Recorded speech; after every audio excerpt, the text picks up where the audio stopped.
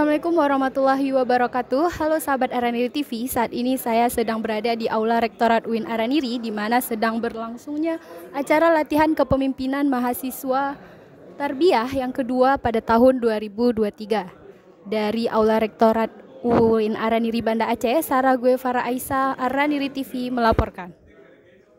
Fakultas Tarbiyah dan Keguruan Universitas Islam Negeri Araniri Banda Aceh menggelar kegiatan latihan kepemimpinan mahasiswa tarbiyah yang kedua dengan tema membentuk pemimpin yang berinisiatif, berkarakter, berintegritas, berani dan kritis sebagai penerus estafet kepemimpinan di Fakultas Tarbiyah Keguruan. Acara ini diselenggarakan pada hari Kamis 26 Oktober 2023 di Aula Rektorat UIN Araniri Banda Aceh.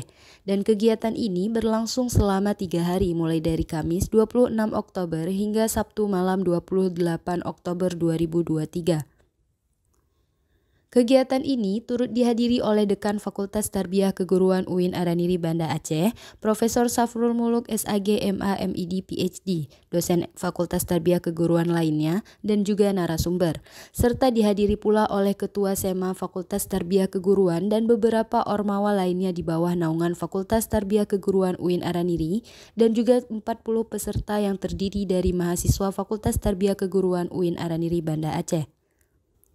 Pada kata sambutan sekaligus pembukaan oleh Dekan Fakultas Tarbiyah Keguruan UIN Araniri Banda Aceh, Profesor Safrul Muluk SAG MA MID PhD, menyatakan bahwa kegiatan LKMT kedua ini bertujuan untuk membentuk karakter dan memberi pelatihan untuk para mahasiswa agar kedepannya mampu serta dapat menjadi penerus estafet kepemimpinan di masa mendatang.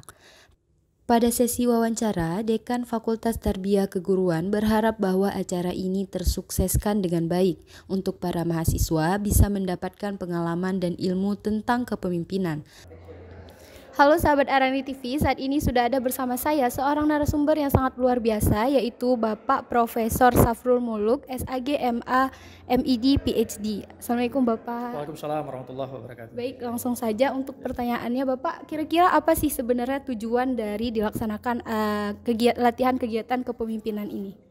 Baik ya, kegiatan latihan kepemimpinan mahasiswa tarbiyah ini bertujuan untuk menempa, mendidik anak-anak mahasiswa kita dari 13 prodi, ya masing-masing ada 3 orang dari setiap prodi itu untuk bisa nantinya kita siapkan sebagai pemimpin-pemimpin masa depan, pengganti di tingkat prodi barangkali di HMP dan di SEMA dan di DEMA di tingkat Fakultas Tarbiyah dan Keguruan.